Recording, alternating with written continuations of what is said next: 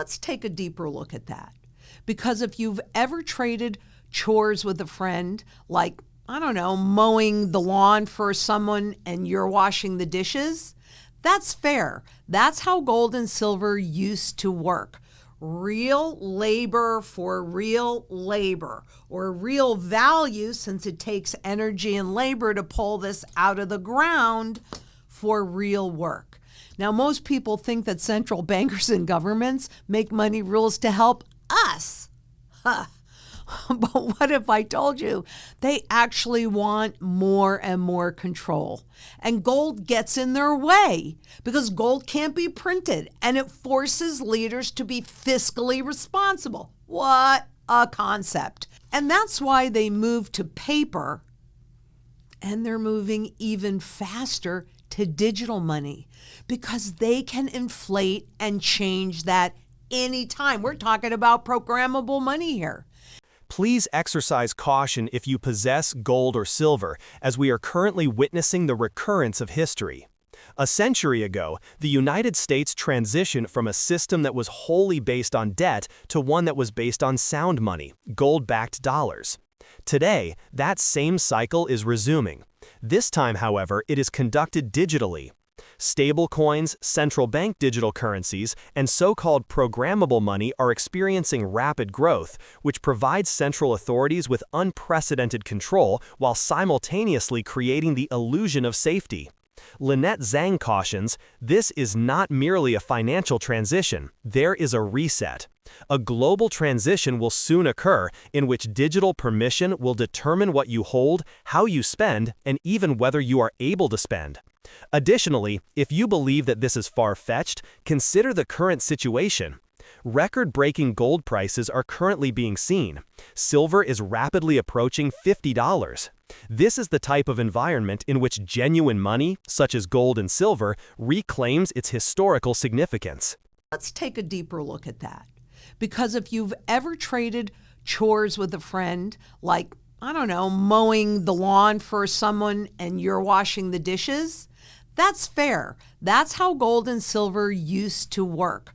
Real labor for real labor, or real value, since it takes energy and labor to pull this out of the ground, for real work.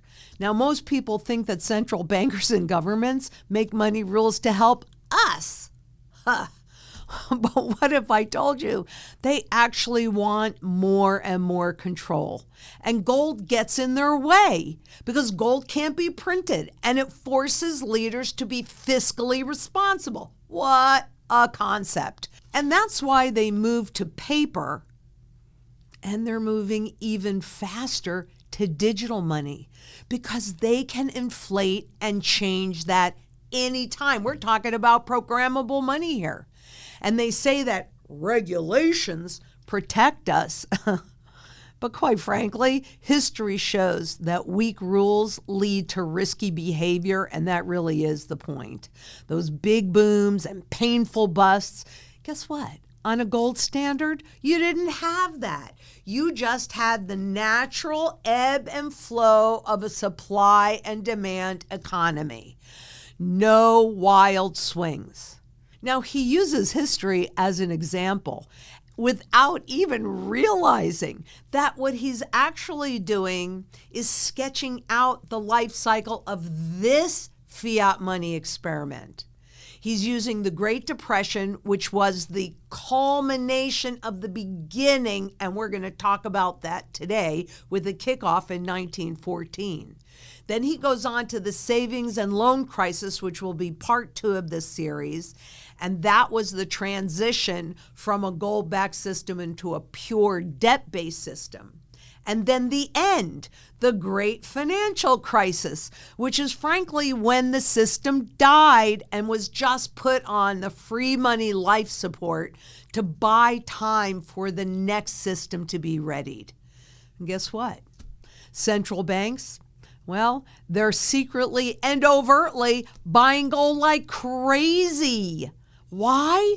Because they know that this fiat money, this debt-based, government-based monetary system is over. And the next chapter, I hope you see it, It has already begun. Let's take a closer look so you can see for yourself. Because first, laws were changed. Of course they are, and we're doing that right now for the cryptocurrencies and stablecoins. But what they do is they legalize the experiment and encourage participation and even greater experimentation. Here you can see setting up the overnight revaluation of gold here in the U.S. by reducing reserve requirements from 100%, right? Remember this little teeny-weeny 20th of an ounce of gold back to $1, to 35% for deposits because that money is staying inside of the system, and 40% for notes in circulation because anybody could walk in with this gold certificate and walk out with this 1 ounce gold coin. So this could work as long as a lot of people didn't ask for their gold back all at once. That's that fractional reserve system. But it also made banks susceptible to runs, and it forced gold confiscation to hide the lie and take away the public's power. I say we have to take that power back, and this is the best opportunity I have ever seen to do that in a global sound money movement. But do you realize, or you may not realize, but you should, that today there's a zero reserve requirement for your deposits? But don't worry. What are you worried about? There's always the FDIC insurance. Of course, they barely have more than even one teeny-weeny penny for each insured deposit. So I don't know, with all this experimentation and rapid growth, what could possibly go wrong? I don't know. But I want to talk about that later. Let me show you now how they made the shift without the public knowing. They know how to do this. It's genius. It is brilliant because Lynette Zang establishes a connection between 1914 and 2025. During the period between the establishment of the Federal Reserve and the current digital currency race, the United States was inundated with easy money and a false sense of prosperity as the Fed supplanted gold with credit. The Great Depression resulted in the collapse of that illusion. The same delusion persists today in the form of digital assets and fiat currencies, which exist solely because individuals believe they have value. She is very direct in her advice to investors in gold and silver. History does not merely rhyme, it also repeats. She asserts that gold and silver are the sole currencies that satisfy all four criteria of genuine value. A unit of account that establishes the actual value. A medium of exchange that is incapable of being devalued by policy. A repository of labor and energy, as the extraction of these resources necessitates substantial effort, and a long-term store of value that surpasses every empire, currency, and innovation that was intended to supplant it. Zhang contends that digital money is not a form of liberation. It is a form of monetary surveillance that is presented as progress. Programmable money, in contrast to currency, can be frozen, revalued, or restricted at will. She cautions that it is not your money if they have the authority to make decisions about how you spend it. In the interim, central banks, which are the same institutions that advise the public to have faith in the system, are purchasing unprecedented quantities of tangible gold. For what reason? Due to their awareness of forthcoming events. Examine the data. Debt concerns, declining bond yields, and global uncertainty have propelled gold to new all-time highs exceeding $3,800 per ounce. As a result of the convergence of industrial demand and supply shortages, silver has increased by more than 60% year-to-date and is currently trading at approximately $50. Both UBS and HSBC have increased their 2025 forecasts. UBS anticipates that gold will reach $4,200 and silver will surpass $55 as a result of the deteriorating Western currencies and the increasing demand from central banks. The UK and European markets are also experiencing record premiums on physical metals, which suggests a supply stress that is strikingly comparable to 2011. Zhang refers to this as the final chapter of the debt experiment. She asserts that every fiat system in history has concluded in the same manner, with the loss of trust in money, the explosion of prices, and the reassertion of gold as the anchor of real value. Her recommendation is to cease waiting for authorization. Establish one's own central bank. Hold physical gold and silver rather than ETFs, paper contracts, or tokenized promises that are linked to government databases.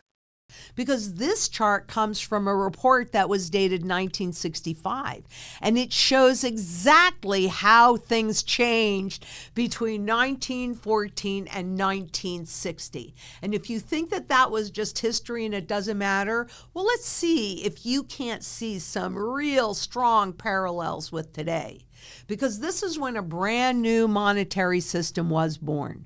And today, we're watching stable coins grow fast. The goal is from 125 billion today to over 2 trillion in 2.5 years by 2028. By 2028. Doesn't that sound familiar to you? And it's just like, frankly, when fiat money first took off. Take a look at it. And let me just paint a broader picture, because gold was used to back our money originally. But then the private Federal Reserve, which is neither federal nor does it hold reserves, well, they created a new system. And instead of using gold, they used debt. And that means that money was created by borrowing it into existence. And guess what? When you borrow money, what do you have? You have interest on that money and inflation, devaluation built in, because you've got to create more money to make up for more growth. And guess what? That system steals your time and your energy. And what else do you really have to barter with but your time? Here's how it worked. Gold was the real value. Corporations gave the Fed their debt, and then the Fed turned that debt into new money, the Federal Reserve note. Corporations loved it, but the risk? Well, it got passed on to the public, the regular Joe. Most folks didn't realize or notice because they got easy credit and lots of new money. So it felt like everyone was getting rich. Happy days are here again. And they said that during the Roaring 20s. Do you remember that period of time? But behind the scenes, big companies dumped their risky stocks onto the public. And the public bought in because, well, wow, they were watching these industrialists make all sorts of new money, and they didn't want to be left behind. FOMO, fear of missing out. Bam! And just like that, the financial system reset. Just like the Genius Act, legalizing any and every corporation's ability to create new money out of, your purchases, as long as it is backed by U.S. dollars. Because this chart shows you the shift from a solid gold foundation to a debt-backed system. And private corporation IOUs were transformed into flexible Federal Reserve notes. The paper and digital dollars you actually earn and save today. But that flexibility came at a huge cost.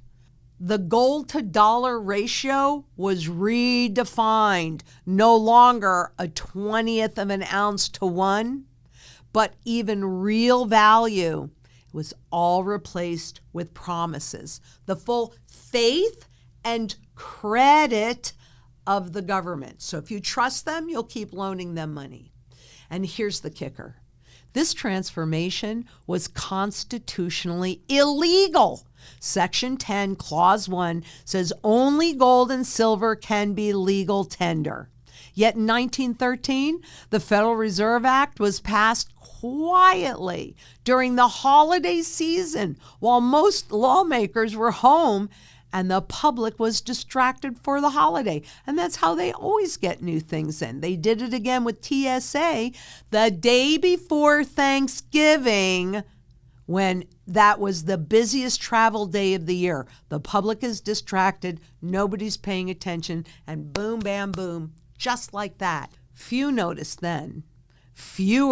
Even fewer understand now that recent presidential actions have again reshaped the monetary system. Just like Roosevelt in 1933 took the gold away from the public, Johnson took the silver away from the public, and then Nixon finalized it and cut off any ties to gold. These shifts always favor the few, the 1%. The many, us, well, we're left to bear the burden. And that's why reclaiming sound money, redeemable money, this is why it matters and why you must become your own central bank with physical gold and physical silver in your possession. Plus, governments and central bankers know how to make these transitions and get the public's cooperation without them even realizing it. Let me show you how. Federal Reserve notes were rolled out alongside physical gold and redeemable certificates, all with the same stated purchasing power. It looked equal, and people were using it like it was equal, so people believed that it was. But gold enforces discipline as long as it's circulated. There were limits to monetary abuse then. Then came the bait and switch. After 20 years, 1913 to 1933, Zang concludes with a query that is pertinent to all Western investors.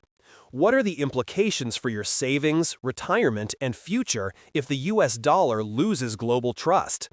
The same playbook, which includes devaluation, distraction, and reset, has been employed previously. Every reset, from Roosevelt's gold confiscation in 1933 to Nixon's closure of the gold window in 1971, to the digital dollar implementation of today, transfers wealth from the public to the elite. However, this time you are presented with an alternative. I have a question for you.